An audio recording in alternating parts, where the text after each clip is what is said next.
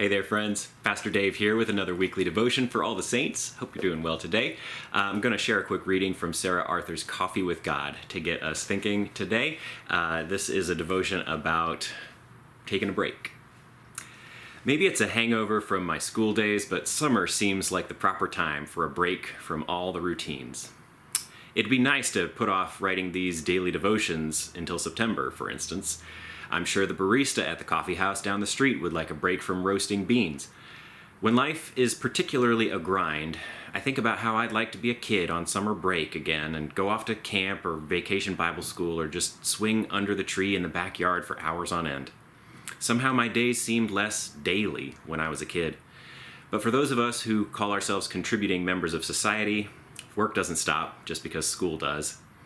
The closest I can come to a break from the daily grind is to participate in camps and mission trips with kids who are on vacation. Something about getting out of your normal routine, especially breaking out of your comfort zone in a cross-cultural setting, charges the everyday world with new meaning when you return. I remember one mom telling me once after her son had come home from camp, "He's a different kid. He's actually nice." I'm guessing that's because camp interrupted his usual pattern of behavior and made him realize how much easier life is when you actually attempt to get along with other people. You learn very quickly at camp that nobody wants to hang out with a grouch. Besides, your leaders won't let you get away with that attitude anyway. So you learn a new pattern of behavior, and hopefully this translates to your everyday world when you return home. There can be something spiritually formative about time away from home in the sense that it can help us break old habits and establish new, healthier patterns of Christian living. But the real trick comes in maintaining those new patterns when we're back home and the usual routine starts up again. We can't stay in a perpetual state of summer break, even spiritually, or we'd never learn to find God in the daily grind. Well, saints, I can attest that what Sarah's talking about, I've seen this plenty of times myself. As a youth, when I was a kid going on trips like this and going to camps, I know that it changed my outlook, but also as a pastor who works with youth. We had a mission trip a couple weeks ago. We've got a middle school retreat coming up next week and vacation Bible school later this month.